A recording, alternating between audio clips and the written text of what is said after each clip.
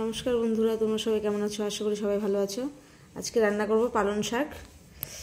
আর পালং শাকের সাথে দিয়েছি আলু, সিম, মূলো, কুমড়ো, বেগুন, তো সব দিয়ে, আর তার সাথে হচ্ছে বড়ি দিয়ে পালং শাক রান্না করব। কীভাবে রান্না করি সেটা শেয়ার করব। কড়াই বসিয়েছি, কড়াইটা আমাদের গরম হয়ে গেছে। দিয়ে দেবো সর্ষের তেল।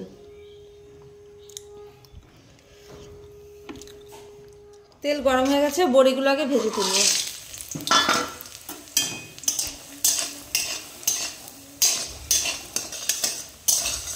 এবার তুলে নেব। বড়িটা নামিয়ে নিয়েছি।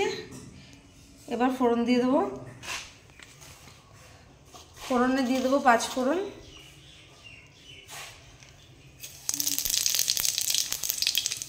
আর 2টো শুকনো লঙ্কা।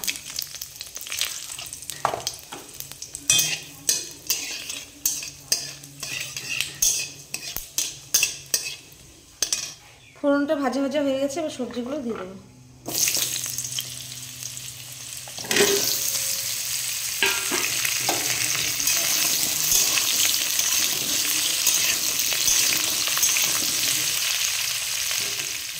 দিয়ে দেবো স্বাদ মতো লবণ,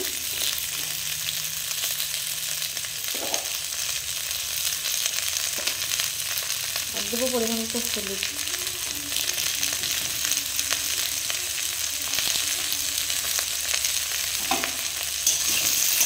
এবার কিছুক্ষণ এটাকে ভেজে নেব ভালো করে।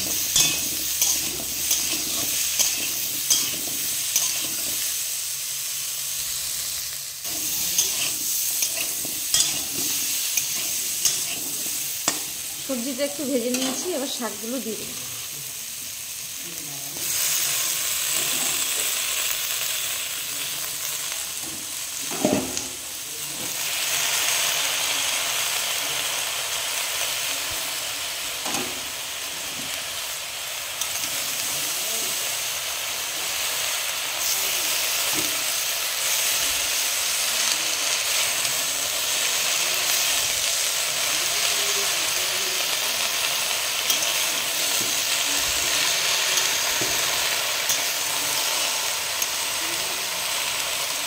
এখন ঢেকে দেবো।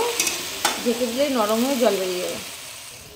কতগুলো শাক ছিল, কমে কতটুকু হয়ে গেল, আর কত জল বেরিয়েছে। আর একটু হবে। আর একটু শাকটা সিদ্ধ হলে পরে বড়ি দিয়ে দেবো।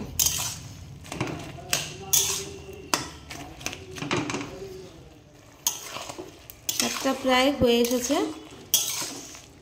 এখন দিয়ে দেবো একটু চিনি।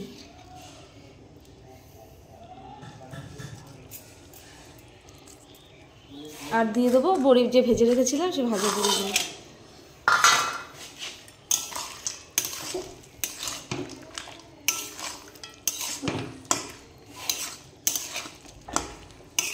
এভাবে 2 মিনিট রান্না করে নেব।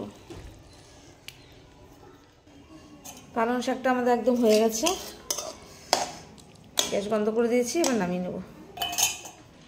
তো আমাদের পালং শাকের রেসিপিটা তোমাদের কেমন লাগলো অবশ্যই জানাবে কমেন্ট করে। আর ভিডিওটি দেখার জন্য ধন্যবাদ।